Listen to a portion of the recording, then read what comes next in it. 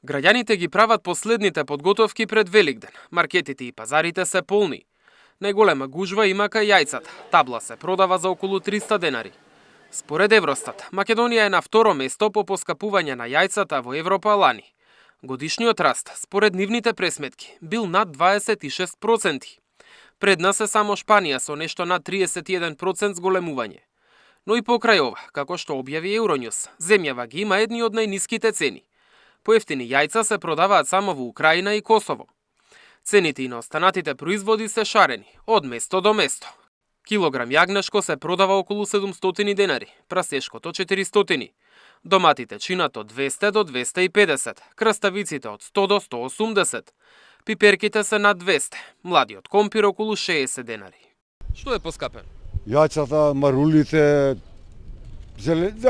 зеленчукот уопште и тоа. Месото?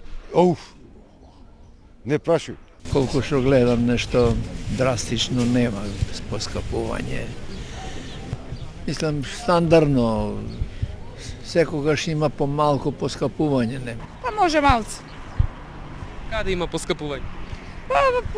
Се по нешто има поскапување, ама не е толку голема разлика како што кажуваат. Еве јајцата колку се поскапени? Па беа 250, сега се 300. Сега Великден, секој што го прават секоја година, не е прв па тоа. И месото? И месото е покачено. Ментално некој купувам, ја маш ми тоа го прави. Така да не знам, мислам дека тоа е покачено. Сега еве све скапа. Ова што сум земал, 1500 динари. А што има за 1500 денари? Ништо. Ништо, најискрено ништо. Што купивте за тие пари? Па сирење земав, еве, дропче малку и малку јагнешко место и тоа е све. Колку за празникот да имаме. Но празничната атмосфера годинава е во сенка на економската неизвестност поради војната на Блискиот Исток. За да се спречи голем скок на цените, пазарните инспектори во 30 тимови тргнаа во вонредни контроли. Дали и што поскапело, ќе се знае во вторник. На последната владина седница го задолживме Министерството за економија и труд да во периодот направи компаративна анализа помеѓу цените на основните прехранбени производи на почетокот на февруари и почетокот на април оваа година.